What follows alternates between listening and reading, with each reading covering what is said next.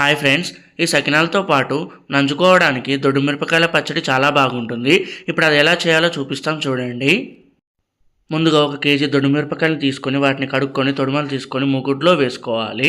మూకుడులో వేసుకున్న తర్వాత ఒక 2 చెంచాల నూనెను యాడ్ చేసుకొని లో ఫ్లేమ్లో మిరపకాయల్ని బాగా గోలించుకోవాలి.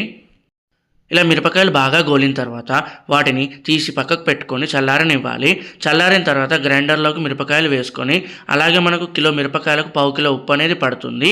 చూసుకుంటూ వేసుకుంటూ మిరపకాయలు ఉప్పు కలుపుకుంటూ గ్రైండర్కి వేసుకొని నూరుకోవాల్సి ఉంటుంది. మిరపకాయలు నూరుకున్న తర్వాత అందులో ఉల్లిగడ్డలు యాడ్ చేసుకోవాలి.